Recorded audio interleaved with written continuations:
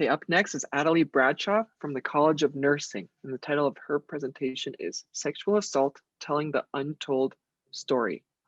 Reese Witherspoon, Angelina Jolie, Taylor Swift. Most of us probably recognize these names. Each of these are public figures who are victims of sexual assault and who have joined the Me Too movement. Research indicates that nearly 1 in 4 women in the US report being victims of sexual assault. That means that it's not just Reese Witherspoon, Angelina Jolie, or Taylor Swift. It's your friend, your sister, your cousin. It's nearly 4 women in this Zoom call. The purpose of my research was to identify injury patterns and associated factors of sexual assault.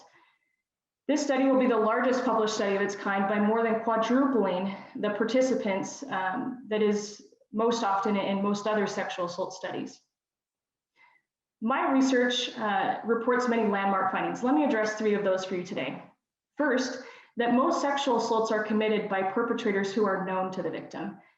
Now, the opposite is still a very popular notion, that strangers commit most sexual assaults, but this is simply not the case.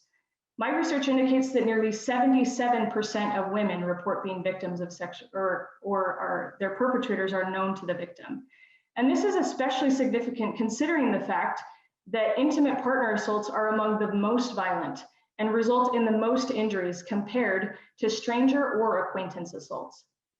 Number 2, that physical and verbal actions of the perpetrator result in increased injury.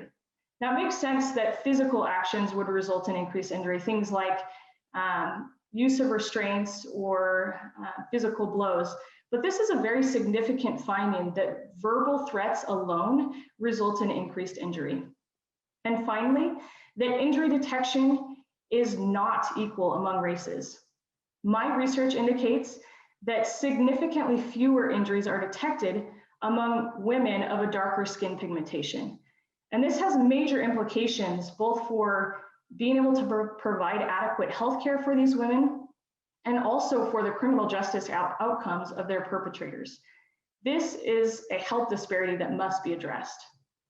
Now, the trauma from sexual assault among physical injuries includes financial losses, job loss, social isolation, negative mental health effects. Again, 1 in 4 women are currently experiencing this.